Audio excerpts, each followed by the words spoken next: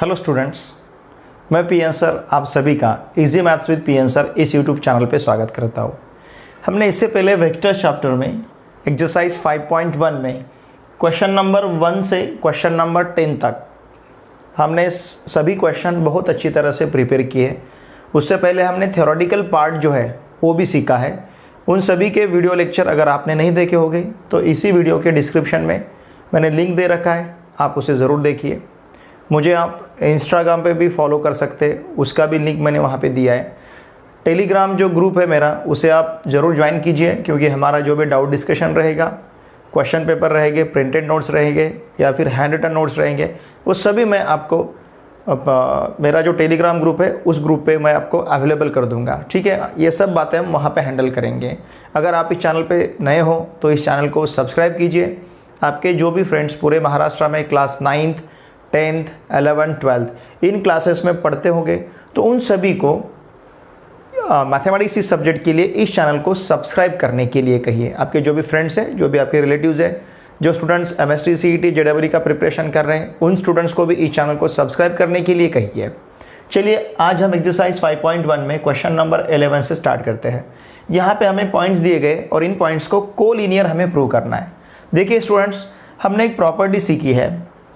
अगर दो vectors if they are scalar multiple of each other, मतलब सपोज ऐसा है a bar equals to M B bar, a bar this vector is scalar multiple of the vector b bar. यहाँ पे m scalar है, ठीक है ना।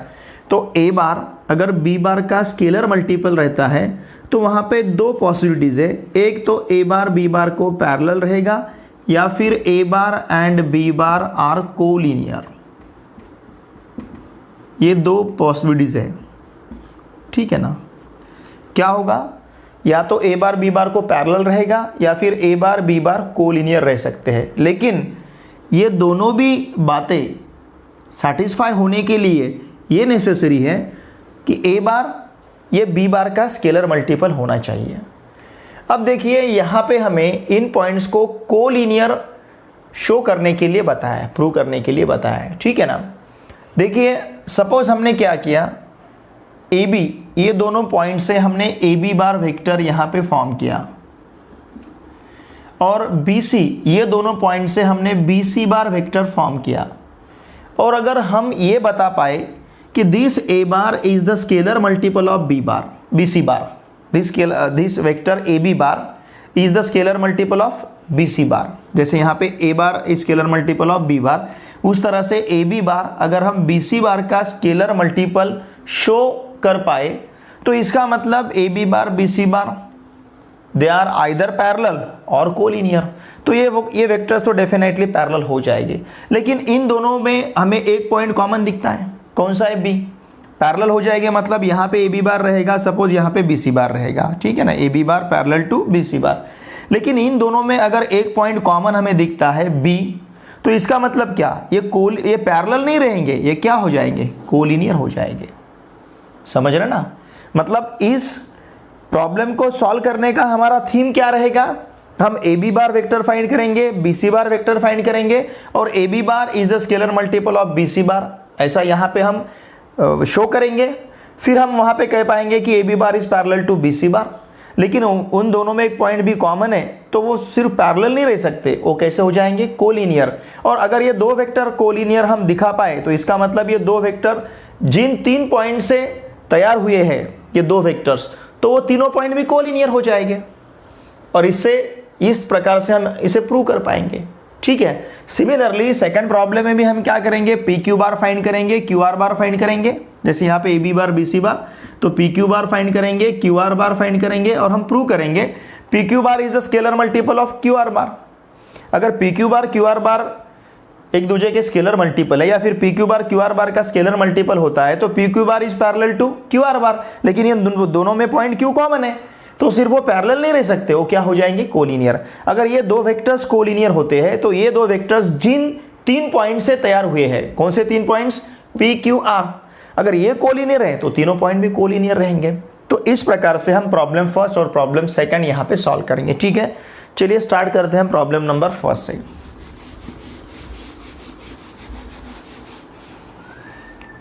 Question number 11 में प्रॉब्लम नंबर फर्स्ट हम सॉल्व करने जा रहे हैं। पहले देखिए, हमें जो पॉइंट दिए हैं, ए दिया है हमारे पास 3 2 -4, बी हमारे पास है 9 8 -10 और सी हमारे पास है -2 -3 1।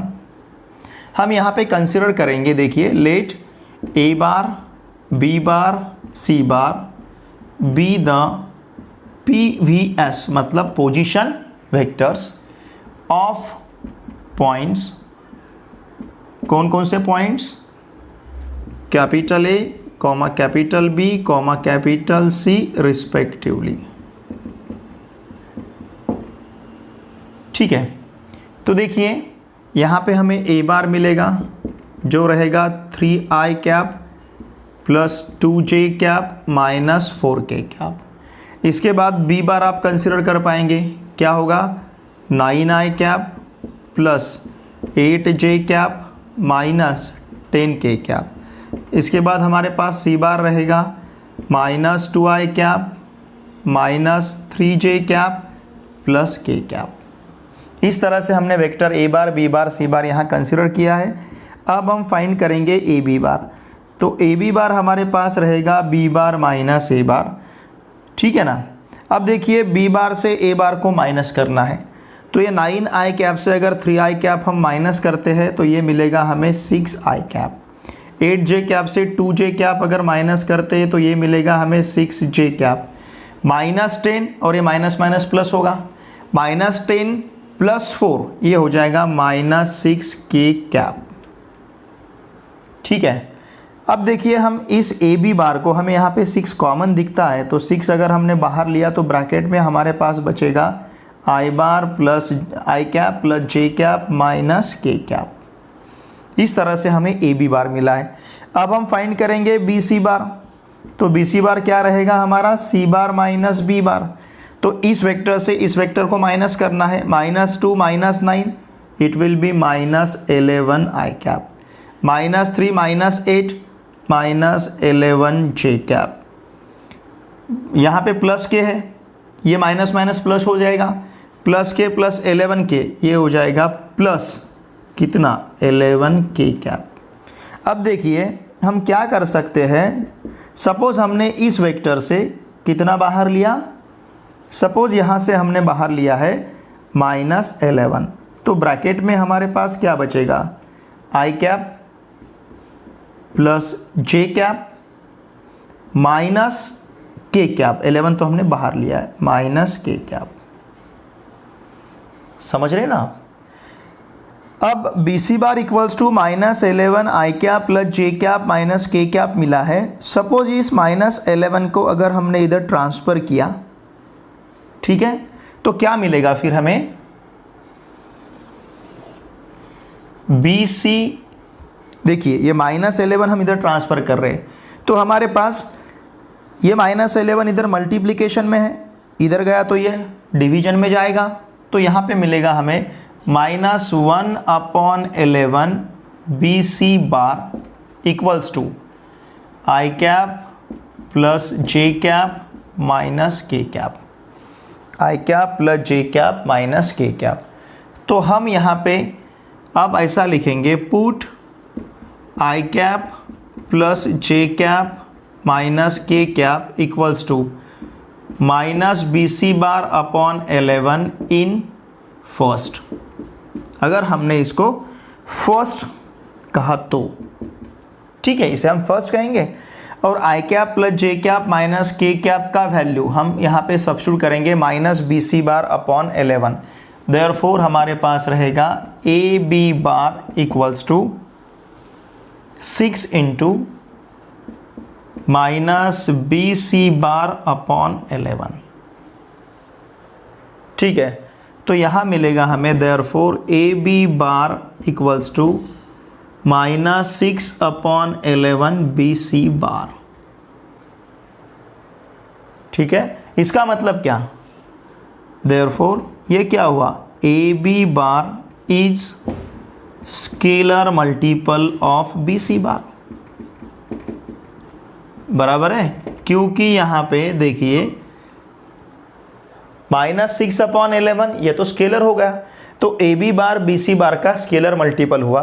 देयरफॉर हम क्या कह सकते हैं, A B bar, this vector A B bar is parallel to B C bar. ठीक है ना, दो वेक्टर्स ए बी बार अगर बी सी बार का स्केलर मल्टीपल है तो A B bar B C bar parallel हो जाएंगे। लेकिन इन दोनों में हमें एक पॉइंट कॉमन दिखता है, but point B is common. अगर इन दोनों में पॉइंट बी हमारे पास कॉमन है, इसका मतलब क्या, therefore A B bar comma B C bar are collinear. ठीक है, ये कोलिनियर रहेंगे। अगर ये कोलिनियर होते हैं तो इसका मतलब देयरफॉर क्या होगा, points A comma B comma C are collinear. और यही हमें यहाँ पे शो करना था। हमें 3 पॉइंट्स दिए गए और इन 3 पॉइंट्स को हमें कोलिनियर बताना था। जैसे फर्स्ट था सेम वैसे हमें सेकंड सॉल्व करना है, इसलिए मैंने सॉल्व करके आपके सामने रखा है। बहुत ही ईजी है। ये जो पॉइंट्स पी क्यू आर है, इनके हमने पोजीशन वेक्टर्स यहाँ पे कंसीडर किए, P bar Q bar are बार। तो ये पोजीशन वेक्टर कंसीडर करके फिर हमने P bar Q bar are बार की वैल्यू यहाँ पे ली है। देखिए पी बार हमें 4i cap plus 5j cap plus 2k cap मिलेगा, क्यू बार हमें 3i cap plus 2j cap plus 4k cap मिलेगा, और आर बार हमें 5i cap plus 8j cap plus 0k cap मिलेगा। इस तरह से हमने P bar Q bar are bar consider किया है। फिर हमने यहाँ पे पी क्यू बार फाइंड किया। ये पी क्यू बार रहेगा हमारा क्यू बार माइनस पी बार, इसमें से इसको माइनस करना है, 3 - 4 -1 2 - 5 -3 4 - 2 +2।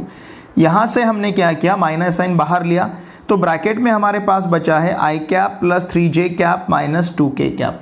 ठीक है, इसके बाद हमने पी आर बार फाइंड किया। P R bar are bar minus P बार है, इसमें से इस वेक्टर को माइनस करना है, 5 - 4 प्लस i, 8 - 5 प्लस 3 0 - 2 -2।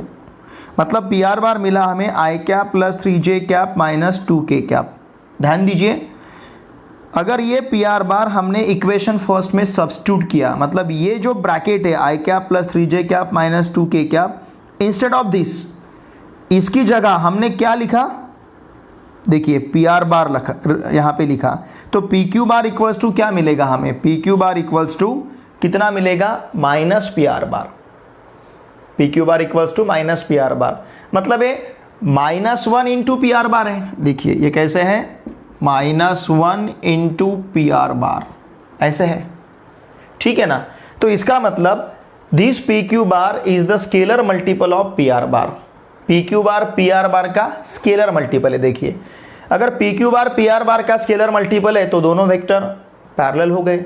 अगर ये दोनों वेक्टर पैरेलल है, बट देखिए इसमें पॉइंट बी पी हमें कॉमन दिखता है, but point P is common, इसका मतलब ये दोनों वेक्टर सिर्फ पैरेलल नहीं रहेंगे, ये क्या हो जाएंगे, कोलिनियर हो गए। अगर ये 3 वेक्टर्स कोलिनियर हो गए तो ये ये 2 वेक्टर्स अगर कोलिनियर रहते हैं तो ये 2 वेक्टर्स जिस 3 पॉइंट से बने हैं, पी क्यू बार पी आर बार, ये 2 वेक्टर्स जिन 3 पॉइंट से बने हैं वो तीनों पॉइंट भी कोलिनियर होने चाहिए।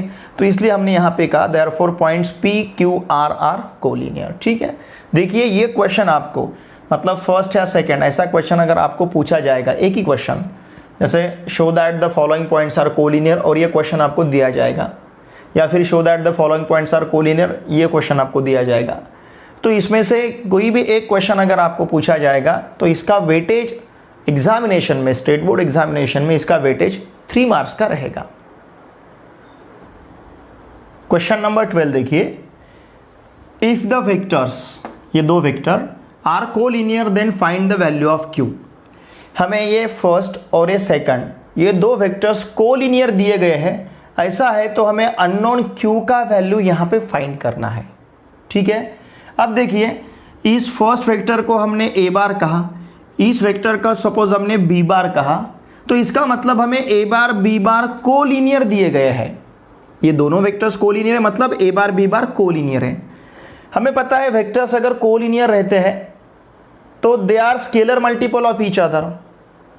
ए bar is the scalar multiple of B bar, ऐसा हो जाएगा, या फिर B bar is the scalar multiple of A bar हो जाएगा। तो यहां पे ए बार बी बार का स्केलर मल्टीपल है, ऐसा हम कंसिडर कर सकते हैं if the vectors are collinear. या फिर देखिए, अगर आपने ए बार और बी बार में जो बेसिक वेक्टर्स है आई कैप जे कैप के कैप, यहां पे आई कैप जे कैप के कैप, इनके कोएफिशिएंट्स की तरफ अगर आपने देखा, देखिए ऑब्जर्व कीजिए, तो यहां पे इन दोनों का रेशो, ये तो हमें क्यों पता नहीं है, ठीक है, हम इसको फिलहाल स्किप करेंगे। आई कैप के कैप, इनकी तरफ अगर आपने देखा तो इन दोनों का रेशो और इन दोनों का रेशो हमें सेम मिलेगा। देखिए 2/4 आएगा, इनके कोएफिशिएंट का रेशो 2/4 मतलब 1/2 आएगा, इनके कोएफिशिएंट का रेशो 3/6 मतलब कितना आएगा, 1/2 आएगा। तो इसका मतलब जब वेक्टर्स कोलिनियर रहते हैं तो उन वेक्टर्स में बेसिक वेक्टर के जो कंपोनेंट्स रहेंगे, बेसिक वेक्टर्स के कंपोनेंट्स, उनका रेशो सेम रहेगा।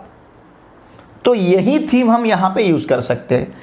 Since A bar and B bar are collinear, therefore हम क्या कह सकते हैं, 2/4 equals to -q upon -5 equals to 3/6 by, because they are collinear. समझ रहे, ये बहुत ही इंपॉर्टेंट पॉइंट है, आपको याद रखना है, ठीक है। तो अब हमारा पर्पस क्या है, हमारा इंटरेस्ट है सिर्फ q का वैल्यू फाइंड करना है। तो चाहे तो आप इन दोनों को इक्वल ले सकते हो या फिर इन दोनों को इक्वल ले सकते हो। इन दोनों को इक्वल लिया तो q का वैल्यू आपको मिलेगा, इन दोनों को इक्वल लिया तो भी q का वैल्यू आपको मिलेगा। सपोज हमने इन दोनों को इक्वल लिया, मतलब -q अपॉन -5 इक्वल्स टू हमने 3/6 लिया, तो क्या मिलेगा, q अपॉन 5, ये माइनस माइनस कैंसल होगा, 3/6 मतलब कितना है, 1/2, और q/5 इक्वल्स टू 1/2 है, तो इसका मतलब q इक्वल्स टू क्या रहेगा, 5/2। ये हुआ q का वैल्यू। और ये हमने कैसे फाइंड किया, because the given vectors are collinear. ये क्वेश्चन आपको 2 मार्क्स के लिए पूछा जाएगा स्टेट बोर्ड एग्जामिनेशन में। क्वेश्चन नंबर 13 देखिए, हमें यहां पे 4 पॉइंट्स दिए गए A, B, C, D, और ये पॉइंट्स कोप्लेनर है या नहीं ये हमें वेरीफाई करना है, और वो वेरीफाई करते समय हमें आंसर को जस्टिफाई भी करना है। देखिए 4 पॉइंट्स हमें दिए गए और ये 4 पॉइंट्स सेम प्लेन या पैरेलल प्लेन में प्रेजेंट है क्या, ये देखना है। कोप्लेनर कब रहेंगे, वो या तो सेम प्लेन में रहेंगे या फिर पैरेलल प्लेन में रहेंगे, ठीक है। तो हमने क्या किया, ये जो 4 पॉइंट्स दिए थे, इन 4 पॉइंट्स के हमने 4 पोजीशन वेक्टर्स कंसीडर किए, ए बार, बी बार, सी बार, डी बार, इस तरह से। तो फिर पॉइंट ए से हमने ए बार लिया, आई कैप माइनस जे कैप प्लस के कैप। बी बार से पॉइंट बी से बी बार लिया, -i cap plus J cap plus के कैप। सी बार आई cap plus J cap plus के कैप। डी बार 2i cap minus 3j cap plus 4k cap. ये चारों point से हमने चारों पोजीशन वेक्टर यहाँ पे कंसिडर किए। फिर हमने ए बी बार फाइंड किया, B bar minus A bar, A C bar, C bar minus A bar, A D bar, D bar minus A bar. B bar minus A bar मतलब इस vector से इस vector को minus किया, हमें मिला -2i cap plus 2j cap, ठीक है। सी बार माइनस ए बार लिया, इस वेक्टर से इस वेक्टर को माइनस किया तो ये मिला हमें 2j कैप। फिर डी बार माइनस ए बार, इस वेक्टर से इस वेक्टर को माइनस किया, ये मिला हमें I cap minus 2j cap plus 3k cap. बहुत ईजी है, सिर्फ आपको B bar minus A bar, C bar minus A bar, D bar minus A bar properly लेना है।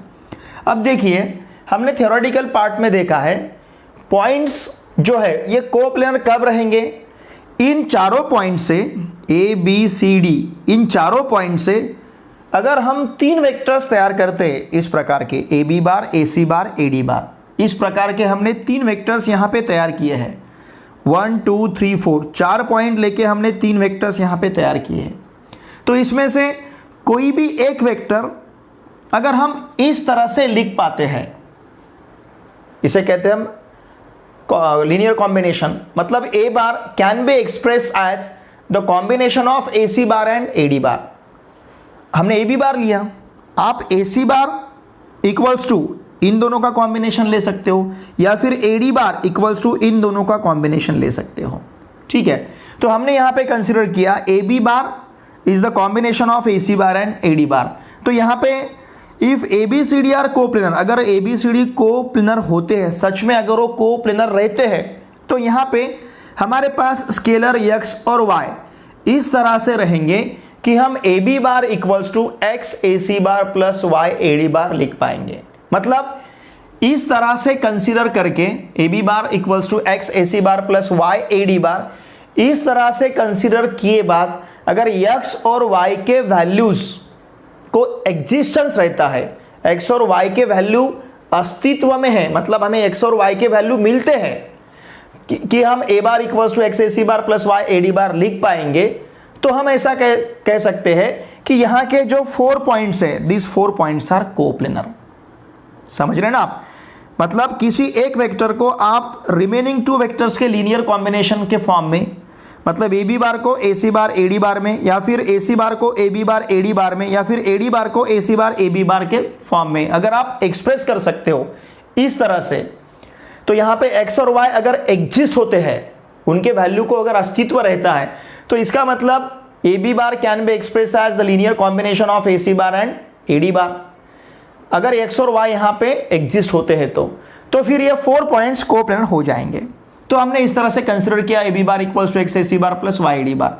इसमें हमने AB बार AC बार AD बार के वैल्यू सब्स्टिट्यूट किए, यहाँ पे AB बार, यहाँ पे AC बार, यहाँ पे AD बार सब्स्टिट्यूट किया, फिर x से इसको मल्टीप्लाई किया 2x j कैप मिलेगा, y से कंप्लीट ब्रैकेट को मल्टीप्लाई किया yi cap minus 2y j cap plus 3y k cap मिलेगा। अब देखिए हमने क्या किया, इसके बाद ये स्टेप में ध्यान दीजिए, ये स्टेप में हमने क्या किया, i cap j cap k cap के कोएफिशिएंट्स एसोसिएट किए, उनको साथ में लाया। पहले लिखा हमने i कैप का वैल्यू, मतलब y i कैप रहेगा फर्स्ट वेक्टर, जैसे हम हमेशा वेक्टर जब भी लिखते हैं तो पहले i कैप फिर j कैप फिर k कैप लिखते हैं, तो पहले हमने j कैप i कैप लिखा, फिर उसके बाद में हमने j कैप लिया। अब देखिए यहाँ पे 2x j कैप है और यहाँ पे माइनस 2y j कैप है, तो इन दोनों में से j कैप हम बाहर ले पाएंगे, ब्रैकेट में बचेगा 2x माइनस 2y। समझ रहे ना? यहाँ पे 3y k कैप ये लास्ट में लिखा हमने।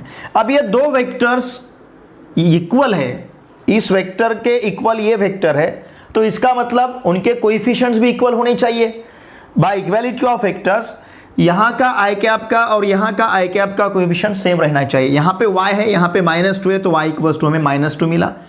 यहाँ का j कैप का और यहाँ का j कैप का कोएफिशिएंट सेम रहना चाहिए, तो 2x minus 2y equals to हमें 2 मिला। यहाँ का k कैप का मतलब राइट हैंड साइड का k कैप का और लेफ्ट हैंड साइड का k कैप का कोएफिशिएंट सेम रहना चाहिए, तो 3y इक्वल्स टू हमें 0 मिला।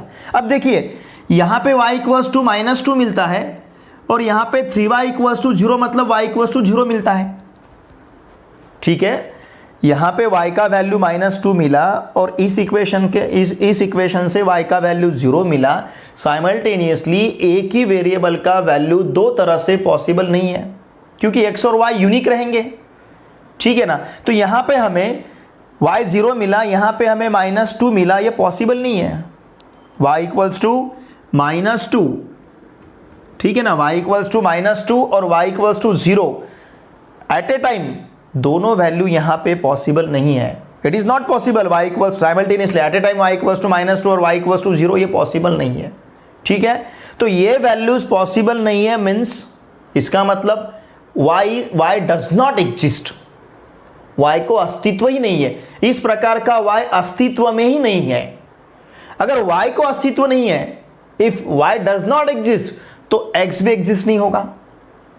अगर x y एग्जिस्ट नहीं होते हैं तो AB बार को हम इस प्रकार के कॉम्बिनेशन में नहीं लिख सकते हैं, और AB बार को अगर इस प्रकार के कॉम्बिनेशन में हम नहीं लिख सकते हैं, इसका मतलब यहाँ के जो 4 पॉइंट्स है A B C D, ये पॉइंट्स कोप्लेनर नहीं होंगे। तो इसलिए therefore the points A B C D are not coplanar. ठीक है, मैंने यहाँ पे AB bar is the combination of AC bar AD bar लिया। आप चाहे तो AC bar is the combination of AB bar AD bar ले सकते हो, या फिर AD bar is the combination of AC bar AB bar ले सकते हो। ठीक है, इस तरह से हमें जो यहाँ पे 4 पॉइंट्स दिए, this 4 points are not coplanar. ठीक है, देखिए आगे जाके ये तो भी थोड़ा सा आपको टीडियस लगेगा मेथड, इससे इजी मेथड है, लेकिन उसके लिए हमें कुछ कंसेप्ट अडॉप्ट करना नेसेसरी है। वो इसके बाद हम एक दो लेक्चर के बाद हम देखेंगे कुछ पार्ट हुए बाद कि यहाँ पे अगर हमें 4 पॉइंट्स अगर दिए रहते हैं तो इस 4 पॉइंट्स को हम अलग तरह से, अलग तरीके से कोप्लेनर है या नहीं ये वेरीफाई कर सकते हैं, ठीक है। लेकिन अभी तक जो थ्योरेटिकल पार्ट हमने पढ़ा है, सीखा है, तो उस थ्योरेटिकल पार्ट को यूज करके इसे हमें इसी तरह से सॉल्व करना पड़ेगा। लेकिन जब आपको ये क्वेश्चन एग्जामिनेशन में पूछा जाएगा तो आप उसे किसी भी मेथड से सॉल्व कर पाओगे। जैसे आज हमने ये सीखा है, ये मेथड आप यहाँ पे यूज कर पाओगे, या फिर आगे जाके जो मेथड हम सीखने वाले वो मेथड यूज करके भी आप इसे सॉल्व कर सकते हो, ठीक है। ये क्वेश्चन आपको स्टेट बोर्ड में 3 मार्क्स के लिए पूछा जाएगा। क्वेश्चन नंबर 14 देखिए। प्रॉब्लम का सॉल्यूशन थोड़ा सा लेंदी है, इसलिए मैंने पहले ही प्रॉब्लम सॉल्व करके रखा है, ठीक है। अब देखिए हमें ए वेक्टर दिया है, इस वेक्टर को इन 3 वेक्टर्स के लीनियर कॉम्बिनेशन के फॉर्म में एक्सप्रेस करना है, जैसे हमने पहले प्रॉब्लम में देखा है लीनियर कॉम्बिनेशन, ठीक है। तो हमने इस वेक्टर को p बार कंसिडर किया, इस वेक्टर को a बार कंसिडर किया, इसे b बार कंसिडर किया, इसे c बार कंसिडर किया, और क्या करना है फिर हमें p बार को a bar b bar c bar के लीनियर कॉम्बिनेशन के फॉर्म में एक्सप्रेस करना है। इसे कहते हैं हम linear combination. p bar equals to X A bar plus Y B bar plus Z C bar. It means p bar हमने यहाँ पे ऐसे करना है हमें, लेकिन हमने यहाँ पे सपोज किया है कि चलो हम क्या करते हैं कि p बार को a bar b bar c bar के लीनियर कॉम्बिनेशन के फॉर्म में लिखते हैं। Here we express p bar as the linear combination of a bar b bar c bar where x y z are scalars. ये सभी क्या रहेंगे? Scalars रहेंगे, ठीक है ना। यहाँ पे x y z ये सभी स्केलर्स है, ये लिखना है आपको, ठीक है। इसे हमने फर्स्ट नाम दिया है। अगर एक्स वाई जेड एग्जिस्टेंस में है तो इसका मतलब p bar is the linear combination of a bar b bar c बार। अब देखिए जैसे पहले प्रॉब्लम में हमें y का अस्तित्व नहीं मिला था तो वो लीनियर कॉम्बिनेशन नहीं हुआ था, लेकिन ये अगर यहाँ पे एक्स वाई जेड इनकी वैल्यू हमें मिलती है तो हम p bar is the linear combination of a bar b bar c बार ऐसा कहेंगे। फिर हमने यहाँ पे p bar a bar b bar c बार सभी के वैल्यू सब्स्टिट्यूट किए, बहुत ही ईजी है। यहाँ पे a बार का वैल्यू, यहाँ पे b बार का वैल्यू, यहाँ पे c बार का वैल्यू। x से ब्रैकेट को मल्टीप्लाई किया, y से ब्रैकेट को मल्टीप्लाई किया, z को ब्रैकेट से मल्टीप्लाई किया। फिर इसके बाद हमने क्या किया, जहाँ जहाँ आई कैप के टर्म्स थे उन सभी को हमने साथ में लिया, एसोसिएट किया। 2x I cap, 2y I cap, 3z I cap. इसके बाद सिमिलरली फिर हमने क्या किया, x j cap, j cap का term minus y j cap और z j कैप। हमने फिर j कैप के टर्म्स इकट्ठा किए, j कैप के। उसी तरह से हमने क्या किया, फिर k कैप के टर्म्स यहाँ पे इकट्ठा किए। देखिए ये k कैप का टर्म है, फिर यहाँ पे ये k कैप का टर्म है, फिर यहाँ पे एक k कैप का टर्म है। तो इन तीनों टर्म्स को हमने साथ में लाया। फिर आई कैप के टर्म्स देखिए साथ में लाए थे हमने, जे कैप के टर्म्स साथ में लाए और के कैप के टर्म्स साथ में लाए। इन सभी में से, इन तीनों में से हमने आई कैप बाहर लिया, इन तीनों में से जे कैप बाहर लिया, इन तीनों में से के कैप बाहर लिया। अब देखिए ये दो वेक्टर्स अगर इक्वल है by equality of vectors, by equality of vectors. देखिए वेक्टर्स हमारे पास इक्वल है, मतलब दोनों साइड के आई कैप, जे कैप, के कैप के कोएफिशिएंट्स इक्वल रहेंगे, ठीक है।